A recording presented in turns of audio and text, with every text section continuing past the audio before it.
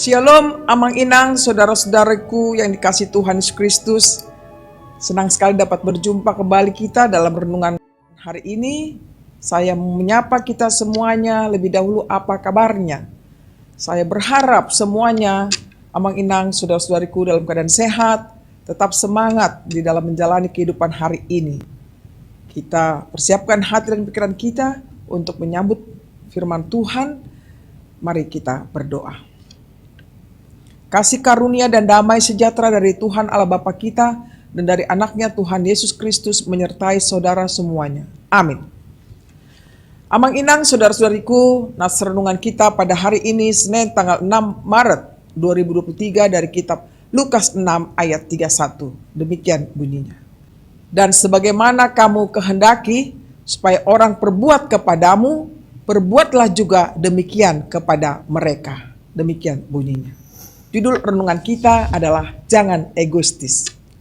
Saudara-saudari, keegoisan tidak akan pernah membawa kita pada keadaan dan situasi yang lebih baik. Keegoisan dapat membuat permusuhan di segala aspek kehidupan. Berbagai kasus dapat kita saksikan setiap hari.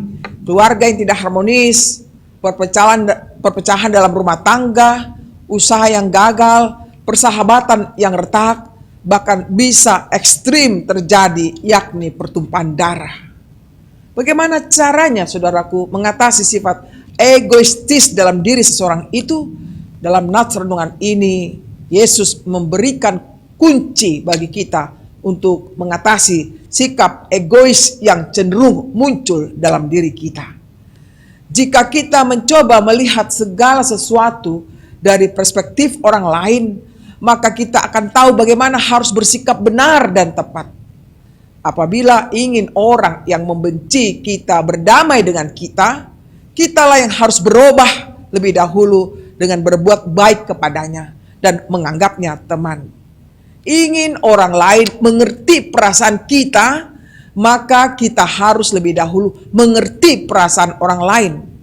Mungkin saudaraku orang itu tidak mau berubah, tetapi kitalah yang berubah menjadi lebih sabar atau lebih bisa menguasai diri kita. Itulah kelebihan orang yang sudah hidup dalam firman Tuhan. Dengan mengatasi sikap egois kita sendiri akan menjadi kunci keberhasilan kita dalam hubungan pribadi, keluarga, dan kerja.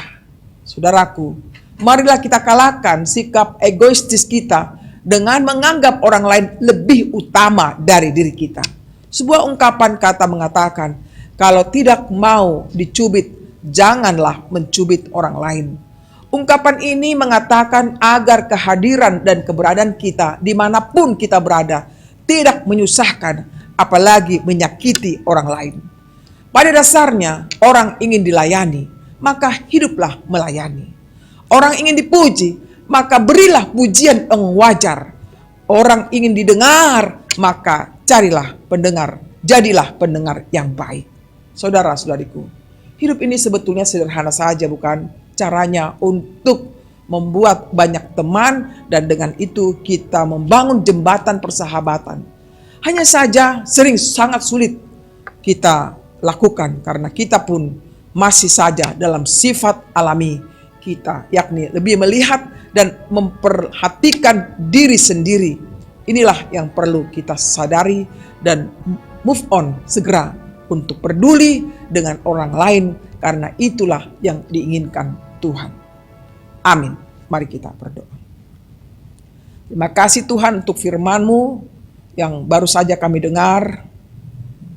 Ajar kami Tuhan untuk juga peduli, memperhatikan sesama kami, sebagaimana yang kami harapkan orang lain mengasihi kami.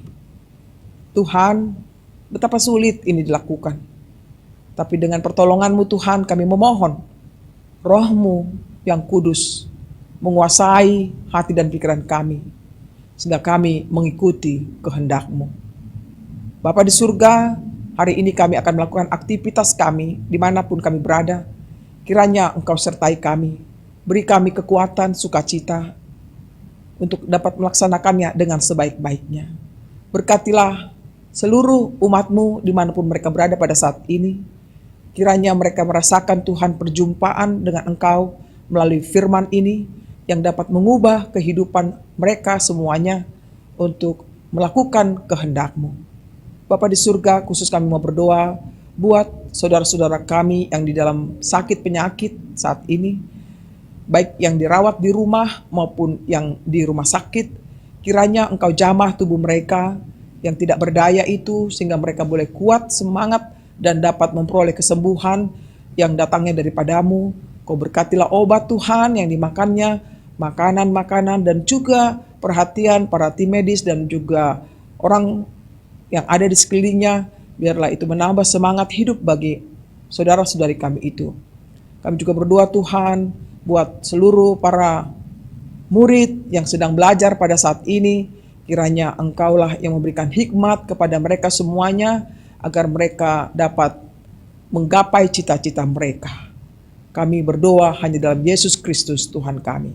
Terimalah berkat Tuhan, kasih karunia dari Tuhan kita Yesus Kristus, dan kasih Allah Bapa serta persekutuan Roh Kudus menyertai saudara semuanya. Amin. Demikianlah Amang Inang, saudara-saudariku, renungan kita pada hari ini. Tetap kita semangat dan kita bersyukur selalu kepada Tuhan saja. Selamat beraktivitas. Tuhan memberkati kita semuanya. Shalom.